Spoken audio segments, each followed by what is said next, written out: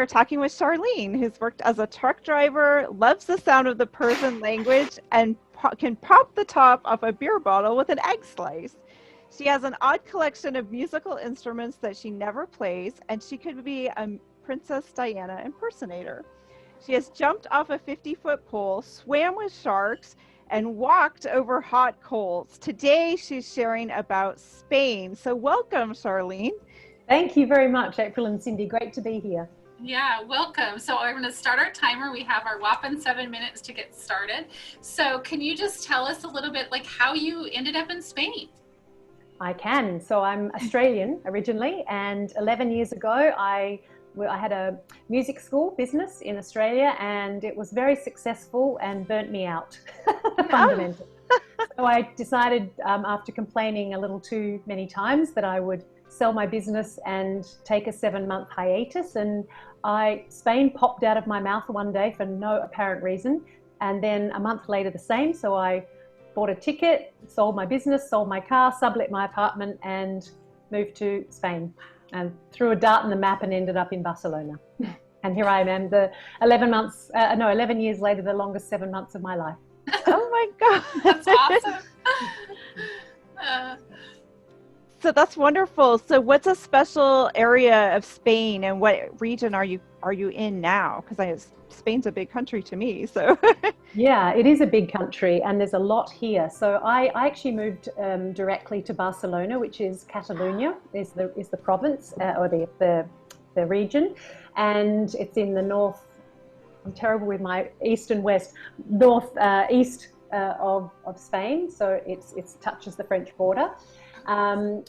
And it's, that's the area that I can talk about most. I've traveled a bit through Spain. I love the other cities that I've been to, San Sebastian in the north, Granada in the south, lots of other places Madrid is the capital, fantastic. But Catalonia is absolutely stunning. So we have the sea, we're on the sea, but there's also the mountains. So within half an hour, 45 minutes, you can be in the mountains. In 2 hours, or an hour and a half, you can be in France, in the French Pyrenees. It's just magical. And the countryside, I love hiking, so there's so many places to hike, cute little villages, waterfalls, lakes. Oh. It's just stunning, absolutely stunning. Now I need to go. You may have a visitor. I know, yeah. Very welcome. I love visitors. So on that note, what would be some place that you would tell someone who's visiting your area to just not miss? They absolutely must see if they come. Well, I'd have to talk about the iconic building of the Sagrada Familia, which is a very famous church that's they've been building for 150 odd years, and it's supposed to be finished in another 20, I think it is. It's just extraordinary, and I have the privilege of often working nearby, so I get to see the progress. That's stunning. I would actually also recommend doing some hikes around the area. Other places just outside of Catalonia, my favourites are San Sebastian, which is a city in the north that's on the beach. It's beautiful and green, the people are friendly, and the food is absolutely amazing. And then there's the magic of places like Granada, which has got a blank on the name of the building. That's menopausal brain for you. Anyway, it's very famous. Sorry. Look it up, it's in Granada. Yeah, we'll look it up. Don't miss it. And the final thing I'd have to say is, because I did a 103-kilometer hike with my father on the Camino de Santiago, which is a very famous route that takes 6 weeks if you do the whole thing. And I did the hike with my 79-year-old father, or 100 kilometers of it, a few years ago when he was 79. And that's an amazing experience as well, just walking through the countryside. So, oh my gosh, that's so wonderful. You've said so many amazing things. So since you moved there, and now you've been there about 11 years, how did you connect with the locals? What are some tips for people that want to interact with locals? That's a really good question. Barcelona in particular is a very strange city because it has almost 2 or 3 different lives. So connecting with the locals they're lovely people, really lovely, and they tend to be they have a lot of their friendships are that family is very important, and their friendships are often from childhood. And so meeting the locals becoming close friends is not always so easy unless they've been people that are used to traveling and want to meet foreigners.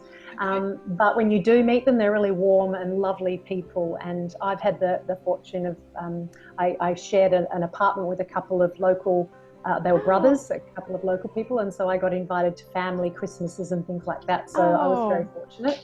Yeah. But the international community is massive here and very well connected.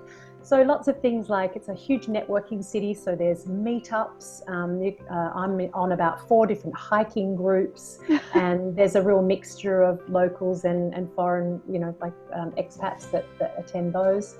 And just it's a very sociable city. So going to bars or those kind of things, you can also meet people. Easy to do. That's amazing. That sounds great. So you mentioned earlier about food. So tell me, what is one of your favorite local dishes? Something you really would, again, share with somebody who's coming to visit. Let me see. Well, it's local food for Catalonia is actually quite different to the rest of Spain, but they do have a lot of tapas and things here. And I have to be honest, the local food, I would say I don't eat a lot of. So they have the Catalan food is very, lots of home cooked meals, very good, very tasty. But I would say actually my favorite, I'm Australian, so we like kind of different cuisine. And so I'm really enjoying the restaurants that have been opening up and doing really creative tapas and taking tapas to a whole new level with amazing flavors and things that you would never normally think of putting together. So. Barcelona to come like that. Give us an example of something you wouldn't put together that you've recently tried. Oh, darling, now you put me on the spot. I bet it might take me longer than 7 minutes to think of something. Okay. I can't think right now. When was the last time you went out and had something? I mean, obviously it's probably been a while, but. It has actually, because things have been quite closed down. Let me see.